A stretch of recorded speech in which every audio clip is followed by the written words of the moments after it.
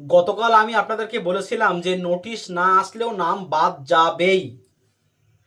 সেটা কোন কারণে, সেটা নিয়ে আমি একটা কথাবার্তা বলবো, এবং এই সামনে কি হতে চলেছে সেই নিয়ে কয়েকটা কথাবার্তা বলবো। এখন যে আমি যেটা বলতে চাইছি, ধরেন এক্স এর বাবা হচ্ছে ওয়াই, এক্স এর বাবা হচ্ছে ওয়াই। এই যে এক্স ওয়াইকে প্রয়োজনী দেখিয়ে ভোট করেছে, মানে এক্স এর 2002-এ ভোট ছিল না। যদি ওয়াইয়ের নোটিশ আসে, এরকম এসেছে, মানে বাবাকে দিয়ে ভোট করিয়েছে কিন্তু বাবার এসছে নোটিশ, সন্তানের আসেনি নোটিশ, এমন কিন্তু অনেক কেস আছে, লজিক্যাল ডিসক্রিপেন্সির মধ্যে আছে। তা এই লজিক্যাল ডিসক্রিপেন্সির যদি সেই ভোটারটা কাটা যায়, সেলফ ভোটার, তাহলে তার সন্তানের যদি নোটিশ আসুক বা না আসুক, ভোট অটোমেটিক কাটা যাবে। যেটা আমি বললাম সেটা আপনারা পুরো মিলিয়ে রেখে দেবেন। এইবারে যেটা বর্তমানে যা খেলা চলছে, ড্রাফট লিস্টই বার হবে, আবার ড্রাফট লিস্ট বার হবে। ফাইনাল লিস্ট কারে বলে? 28 তারিখে বলা হয়েছিল ফাইনাল লিস্ট, কিন্তু 28 তারিখে ফাইনাল লিস্ট যে বার হবে না, আমি কয়েকটা আগে মানে খবর বলেছিলাম, দু একদিন আগে। আজকে হয়তো আপনারা কনফার্ম হয়ে গেছেন যে 28 তারিখে ফাইনাল লিস্ট বার হবে না। এই 28 তারিখে ফাইনাল লিস্টের মধ্যে আপনি টোটাল 3 রকম ভোট পাবেন। একটা হচ্ছে পুরোপুরি কনফার্ম, একটা ডিলেট, আর একটা হচ্ছে চেকিং চলছে। অ্যাকচুয়ালি এরকম কথাবার্তা আসবে। তাহলে আমি বলেছিলাম যে এই যে 28 তারিখের মধ্যে এত লাখ ভোটারের চেক করা কোনো প্রকারে সম্ভব না, সেই কথাটা দেখবেন সত্যি হতে যাচ্ছে। আর আমি যা কথাবার্তা বলবো, আপনারা কোনো না কোনো উপায়ে আজ হোক বা দুদিন পরে হোক আপনারা মিল পাবেন। এই যে ভোটের যে সিস্টেম যেটা আছে, যদি নির্বাচন কমিশন স্বচ্ছভাবে ভোটার তালিকা প্রকাশ করে, তাহলে এই 28 তারিখে 430 কোম্পানি বা 480 কোম্পানি কথাবার্তা আছে, 480 কোম্পানি, সেখান থেকে 230 কোম্পানি এখানে আসবে কেন পশ্চিমবঙ্গে? আপনারা হয়তো অলরেডি মানে বুঝতে পেরেছেন যে কত সেনা কোথায় কি নামবে কি না নামবে, হয়তো এই ভাগটা আপনারা হয়তো পেয়েছেন নিউজ থেকে। আর এক কোম্পানি সমান যেটা হচ্ছে অ্যাপ্রক্সিমেটলি 100 থেকে 250 বা 300 বা যেমন একটা সেনা সংখ্যক থাকে এখানে। যদি আপনার যদি 15 কোম্পানি নামে, 15-র সঙ্গে আপনারা ধরেন অ্যাভারেজ 150 বা 200 গুণ করে দেন, সেই মানে তেমন সেনা এক জায়গায় নামবে, মানে আধা সেনা, মানে আমরা সোলজার না, আধা সেনা যারা আছে তারা নামবে। এটা কেন, কি কি কারণে?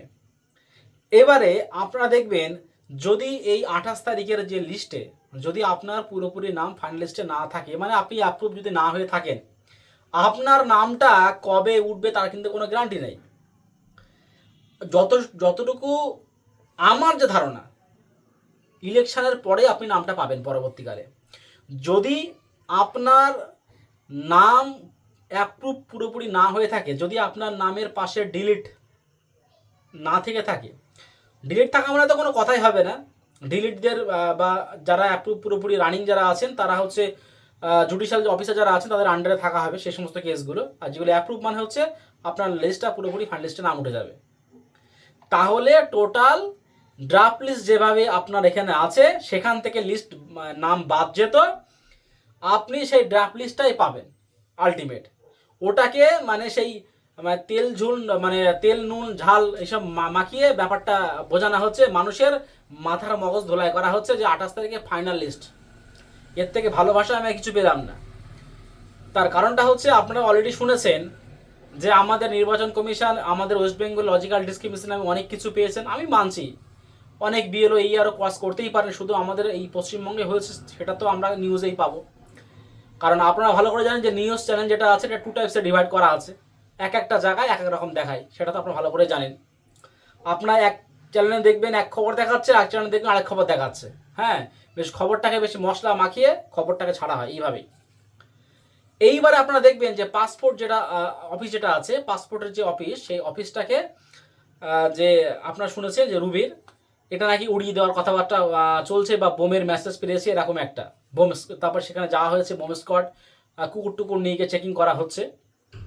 আমি আপনাদেরকে বলেছিলাম যে শুধু পাসপোর্ট বা কাস্ট সার্টিফিকেট বা বার্থ সার্টিফিকেট এই সমস্ত নিয়ে কিন্তু প্রমাণ করে না সে দেশটা ভারতবর্ষের, মানে ভারতবর্ষের সে লোক, সেটা সেটা কিন্তু কোনো সময় প্রমাণ করে না।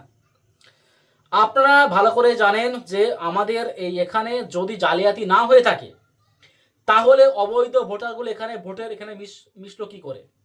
এই সমস্ত ভোটগুলো করেছে কারা? তাহলে সাধারণ মানুষের আগে যে সমস্ত যারা এই সমস্ত ভোটগুলো করেছিলেন তাদেরকে টেনে আনা হোক। এই সমস্ত ভোটগুলোকে অ্যাপ্রুভ কেন করা হলো? সেই সময় আপনি বেঁচে অ্যাপ্রুভ করতে পারেননি বড় বড় অফিসাররা, তাহলে এখন আপনার ওই অফিসাররা ওই সমস্ত মানে আপনারা বেঁচে বাদ দেবেন কি করে?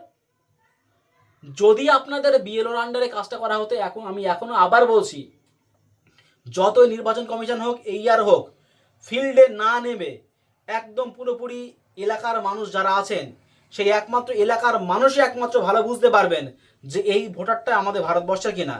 ডকুমেন্টস কিন্তু 100% কোনো সময় প্রুভ করতে পারবে না। বারংবার বলছি, ডকুমেন্টস কোনো সময় প্রুভ করতে পারবে না। এইবারে আপনারা শুনেছেন যে ডকুমেন্টস, কাস্ট সার্টিফিকেট বা বার্থ সার্টিফিকেট বা পাসপোর্ট এই সমস্তগুলো চেকিং করা হবে।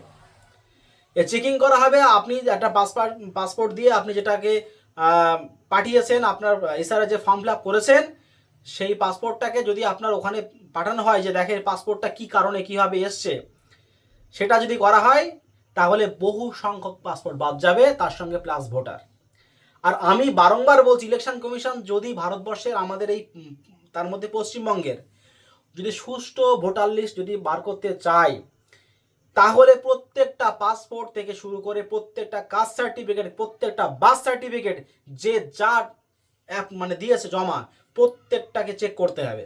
যদি সময় লাগে সময় লাগুক, তাতে কি আছে। তার কারণটা হচ্ছে যে ফাইনাল লিস্টের ডেট একের পর এক চেঞ্জ হয়ে গেছে। 28 তারিখে সেটাও আপনারা পাবেন না। তারপরে সাপ্লিমেন্টারি লিস্ট পাবেন, যেটাকে বলা হচ্ছে এক এক করে নাম উঠবে। হয়তো জুডিশিয়াল অফিসাররা আছেন, তারা চেকিং করবেন, দেখবেন এই এলাকায় এগুলো অ্যাপ্রুভ হয়ে গেছে, এতগুলো অ্যাপ্রুভ হয়ে গেছে, তারপরে আবার লিস্ট বার হলো, এরম করে করে করে করে বার হবে। ভোটের আগে কোম্পানি আসছে, আপনি ভালো করে বুঝতে পারছেন এর ব্যাপারটা কি। এই নিয়ে কোনো সন্দেহ আর মানে যারা একটু বোঝেন তারা নিশ্চয়ই ভালো করে বুঝতে পারছেন।